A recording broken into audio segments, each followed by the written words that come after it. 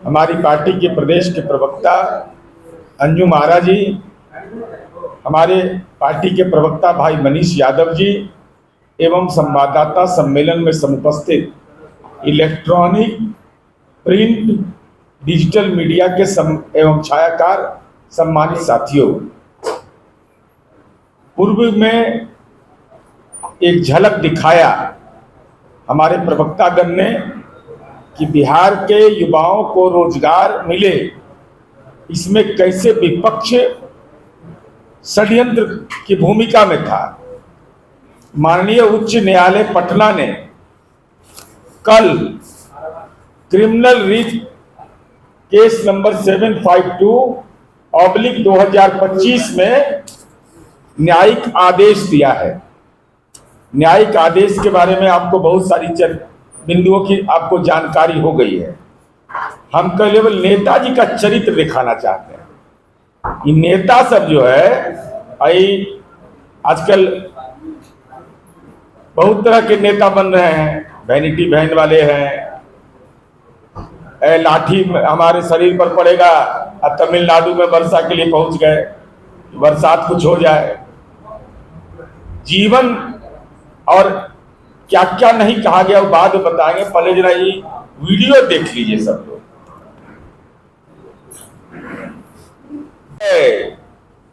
माननीय उच्च न्यायालय ने कि अपने आचरण में कोचिंग सेंटर अधिक जिम्मेदारी बरतें, शिक्षा का व्यवसायीकरण रोकने की जरूरत, 70वीं बीपीएससी पीटी परीक्षा को दोबारा कराने की मांग को अस्वीकार कर दिया।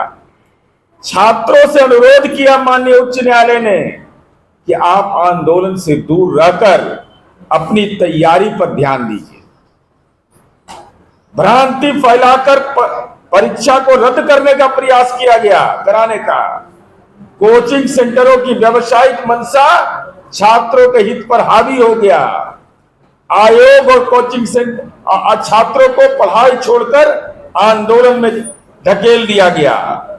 अब मेरा सवाल है तेजस्वी यादव आपसे, राहुल गांधी आपसे, और जो लोग आंदोलन का समर्थन कर रहे थे, जिन बच्चों का नाम इस आंदोलन में पड़ा वो मुदाले हो गए। बताओ किसको किसको लीगल एड दिया, कानूनी सहायता दिया उन बच्चों को। वो गरीब के बच्चे अगर जेल की सलाखों तक गए, जमानत मूव किया, श्वेत पत्र जारी करो किसको कितना मदद किए हो और किस अकाउंट से मदद किए हो। और दूसरा सवाल मेरा है कि वो तो मुदाले बन गए, अब उस बेचारा निरपराध हुआ। माननीय उच्च न्यायालय ने भी कहा कि उसको गुमराह किया गया। कोचिंग सेंटर के लोगों ने यह किया तो दो अपनी कमाई का हिस्सा। जो तुम्हारे पास दौलत है बेशुमार, आपके पास उस दौलत में से उन बच्चों को हिस्सेदारी दीजिए। वो बच्चे क्या करेंगे? अब वो अभ्यर्थी नहीं बन सकते, सॉरी अभ्यर्थी कहीं नौकरी नहीं पा सकते सरकारी। प्रतिभा रहते हुए उनके साथ जो आपने व्यवहार किया और माननीय उच्च न्यायालय ने उस पर मुहर लगाया, तो गुनाहगार कौन है? और नौकरी के बदले जमीन लेने वाले भी तड़प रहे थे रात में कि हम तो एकदम आ गए बेचैन होके। हालांकि आधे घंटा 1 घंटा में फरार भी बेचारे हो गए। बर्थडे में जा रहा था, बर्थडे में जा रहे तो वही रास्ता पड़ा था। ये देखे कि हम मोहनी करिए थे इस वीडियो में, तो अगर लीक हुआ है तो उसका साक्ष्य क्यों नहीं दिया? आप हाई कोर्ट में इंटरवेनर क्यों नहीं बने? जमानत के लिए कोर्ट जाइएगा, इन बच्चों के भविष्य के लिए नहीं जाइएगा। कोचिंग संचालक साहब क्यों नहीं हाई कोर्ट में हस्तक्षेप किया? इंटरवेनर क्यों नहीं बने? अपनी संस्था के माध्यम से क्यों नहीं बने? हम ये जानना चाहते हैं आपसे। इसलिए पूरे तौर पर माननीय नीतीश कुमार जी और एनडीए की सरकार, नीतीश कुमार जी का मतलब होता है रोजगार, नीतीश कुमार जी का मतलब होता है पारदर्शी तरीके से रोजगार मिलना, कोई भेदभाव नहीं, कोई दलाल और मक्कार नहीं, प्रतिभा के बल पर नौकरी हमने हर पंचायत तक पहुंचा दिया है। हमको किसी के प्रमाण पत्र की जरूरत नहीं है। हर जगह हाई स्कूल अगर हमने खोला है तो हाई स्कूल अगर खोले तो शिक्षक बहाल किए। आज चौक चौराहे पर बेटी मिल रही है, ये नीतीश कुमार जी का राज है। और कहा गया कि नौकरी बिकता है, करोड़ों का सौदा हो गया है, अधिकारी नेता इन लोगों ने बंटवारा कर लिया है। अरे है कलेजा में दम का नाम बताओ। फर्जी आरोप लगा रहे थे, हम लोग प्रतीक्षा में थे कि माननीय उच्च न्यायालय का फैसला आ जाए। जो भी फैसला आएगा उसके बाद अपनी प्रतिक्रिया देंगे।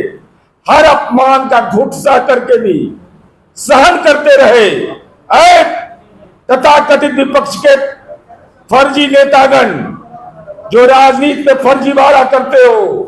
हम पूछना चाहते हैं, आंगनबाड़ी सेविका का बेटा उज्जवल कुमार 69वीं का टॉपर बना। ये लालू राबड़ी राज में था, ये नीतीश कुमार जी का राज है। आंगनबाड़ी सेविका का बेटा 69वीं में टॉपर बना। जिसको मर्जी है जहां मन करे उनके मोबाइल पर फोन करके पूछ लो। उसकी माता, उसके मां से पूछ लीजिए, उसके परिजन से पूछ लीजिए। कोई माई का लाल इस बिहार में बता नहीं सकता है कि नौकरी बिकती है। नौकरी बेचने का आपका संस्कार रहा है। अरे तो वर्ल्ड रिकॉर्ड है जी। एक परिवार का आदमी विधानमंडल में 15 से 20 की संख्या में नौकरी किया। आई नौकरी देंगे, अपन घर वाला के तो सिरिंज से खींच लिए और दूसरा को दीजिएगा। मेहता यही पटना के है, वो बेटी 78वां में टॉपर बनी। इलेक्ट्रॉनिक रिपेयर दुकान चलाती है। इसके पिता इलेक्ट्रॉनिक रिपेयर की दुकान चलाते थे। तो कैसे कह दिया आपने, कैसे कह दिया कि पद बिक गए, नौकरियां बिक गई। इसलिए हम आपसे जानना चाहते हैं, क्या विपक्ष के पास कोई ठोस प्रमाण था पेपर लीक का, या कोचिंग सेंटर के आरोप के आधार पर आपने ये बातें कही? अगर इन लोगों के पास आधार था और आपके संपर्क में ये थे तो आप इंटरवेनर क्यों नहीं बने?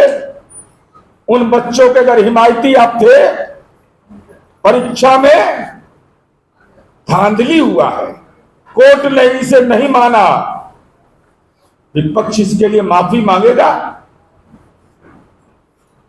छात्रों को पढ़ाई छोड़ करके आंदोलन में धकेलने के पीछे तेजस्वी यादव, राहुल गांधी, आपका क्या नजरिया था, यह स्पष्ट करिए। क्यों आपने ऐसा गुनाह किया? उसके बाद बच्चों के भविष्य की चिंता नहीं, आंदोलन से छात्रों को जो हानि पहुंची है, अपनी अपनी संपत्ति का हिस्सेदार दो, हिस्सा दो उन बच्चों को जो आंदोलन के हिस्सा बन गए। उनको लीगल एड क्यों नहीं दिया, यह बताइए। और अगर कोचिंग सेंटर की भूमिका संदिग्ध थी तो विपक्ष ने कभी उस पर सवाल क्यों नहीं किया? क्या विपक्ष कोचिंग संचालकों से जुड़ा हुआ है, भड़काने में जुड़ा हुआ था? जब माननीय उच्च न्यायालय ने परीक्षा में अनियमितता को अस्वीकार कर दिया तो विपक्ष बगैर साक्ष्य के मुंह से राजनीति का पटाखा छोड़ रहा था। तो आप परीक्षा रद्द करने की मांग बिना अवलोकन किए हुए कैसे कर रहे थे? छात्रों को आंदोलन में शामिल होने के चलते उनकी तैयारी प्रभावित हुई है, उनका समय बर्बाद हुआ है। तो इसका गुनाहगार कौन, ये स्पष्ट करिए। देख लीजिए, ये कह रहे हैं कि प्रश्न पत्र लीक हुआ है। कोचिंग संचालक कह रहे हैं कि हमारे पास साक्ष्य है। एक ने तो इतना दुस्साहस करके कह दिया कि माननीय मुख्यमंत्री जी से हमारी बात हुई है, उन्होंने अपने प्रधान सचिव को निर्देशित कर दिया है। अरे कौन है यह गुनाहगार जो बिहार में प्रश्न पत्र लीक होने की बात कह करके बिहार के नौजवानों के जीवन के साथ खिलवाड़ कर रहा है? ये राजनेता हैं, प्रतिपक्ष के नेता हैं, अशांत पार्टी वैनिटी वैन वाले हैं, कम्बल वाले हैं, निर्दलीय हैं। हम सवाल जानना चाहते हैं इन तमाम नेताओं से, अगर आप अभ्यर्थी के पक्ष में थे, आप हाई कोर्ट में इंटरवेनर क्यों नहीं बने? हाई कोर्ट में इंटरवेनर नहीं बनना ही बताता है कि साजिश में ये सारे लोग शामिल थे। बिहार पब्लिक सर्विस कमीशन ने मेरी जानकारी के हिसाब से कुछ एक कोचिंग संचालकों को लीगल नोटिस भेजा। मुझे लगता है कि अब तक उन्होंने कोई भी रिप्लाई नहीं दिया। तो सच को आज किस बात का था? अगर आपके पास एविडेंस था, ब्रह्मांड खोज के ला रहे थे आप, तो आप हाई कोर्ट में इंटरवेनर क्यों नहीं बने और उन बच्चों की जिंदगी को बर्बाद करने की कोशिश किया? वो बेगुनाह बच्चे, उनका क्या दोष है? वो निरपराध। जब माननीय उच्च न्यायालय में याचिका दाखिल थी, उस समय आंदोलन के लिए, जुलूस के लिए प्रेरित कर रहे थे, तो गुनाहगार तो आप माने जाइएगा। मुकदमे हो गए उन बच्चों पर। कौन होगा उस मां बाप ने श्रम कर करके उन बच्चों को पढ़ने के लिए भेजा, और ये तमाम ये लोग अपने बहकावे में लाकर, जब माननीय उच्च न्यायालय के मामला न्यायिक क्षेत्र में था, सब जुडिस था, तो उन बच्चों को भड़काया क्यों आपने? और पूरे तौर पर मैं बता रहा हूं, पूरा घटनाक्रम इसका देख लीजिए जो मनीष जी ने आपको बताया। पहले फॉर्म के बारे में होता है प्रचार शुरू कि बहुत सारे छात्र छूट गए हैं। जब परीक्षा आयोजित होने के पहले नॉर्मलाइजेशन की बात होती है, 20-25 दिन यह बात चलता है, फिर मार्केट से यह बात खत्म हो जाता है, फिर जो ही परीक्षा आयोजित होती है फिर शुरू कर देता है, 2-3 दिन के बाद परीक्षा को रद्द करो। ये पूरे तौर पर एक खतरनाक साजिश थी बिहार के अंदर में। माननीय उच्च न्यायालय ने टिप्पणी किया, मैं उस पर कोई टिप्पणी नहीं करना चाहता, लेकिन आईना दिखाया इन निर्लज्ज लोगों को। जो निर्लज्ज लोग हैं, कहा है माननीय उच्च न्यायालय ने, कोचिंग सेंटर और शिक्षा माफिया पर संदेह व्यक्त किया है।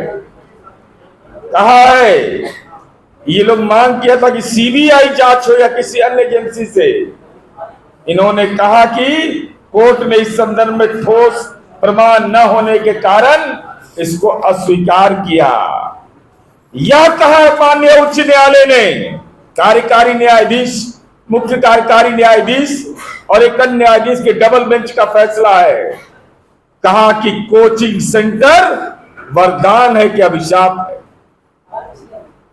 वरदान है कि अभिशाप है? जजमेंट में उन्होंने ये रिमार्क दिया, ऑब्जर्वेशन, और कहा कि शिक्षा का व्यवसायीकरण और नैतिकता की कमी, ये माननीय उच्च न्यायालय बोल रहा है। एक कोचिंग सेंटर वाला ही पढ़ाका सब जो है उसके बारे में जो कह रहे थे, बच्चों को भड़का रहे थे, और कहा कि कोर्ट ने कोचिंग सेंटरों को अधिक जिम्मेदार बनने की सलाह दिया। परीक्षा की तैयारी में छात्रों को कोचिंग सेंटर मालिकों ने आंदोलन के लिए प्रेरित किया। ये गुनाह आपके बारे में बताया कि आपने बच्चों के साथ ये गुनाह किया है। सोशल मीडिया पर इन लोगों ने बच्चों को भड़काने का काम किया। कोर्ट ने इसे इररिस्पॉन्सिबल बिहेवियर माना, कहा यह गैर जिम्मेदार कदम है। यह माननीय उच्च न्यायालय कह रहा है। आंदोलन को राजनीतिक समर्थन मिलने की संभावना व्यक्त किया। कोर्ट ने कहा कि परीक्षा के सामान्यीकरण के बजाय छात्रों को आंदोलन में शामिल किया गया। कोचिंग सेंटरों ने अधिक लाभ कमाने की मंशा से रुपया कमाने के लिए इस आंदोलन का समर्थन किया और वह मीडिया में प्रमाण भी आ गया था, सोशल मीडिया में, कि एक तरफ बच्चों को आंदोलन करने के लिए प्रेरित किया जा रहा था, दूसरी तरफ जनरल स्टडीज के नाम पर मेंस की तैयारी के लिए आर्थिक दुकान भी खोल लिया गया था। कि क्या विपक्ष कोचिंग सेंटरों के समर्थन में राजनीति कर रहा है? क्या यह परीक्षा प्रक्रिया में दखल देकर समाज में भ्रम का वातावरण पैदा कर रहे हैं? और विपक्ष सिर्फ राजनीति के लिए छात्रों का इस्तेमाल कर रहा था, अब मुंह में लौंग रख लिए हैं, इलायची।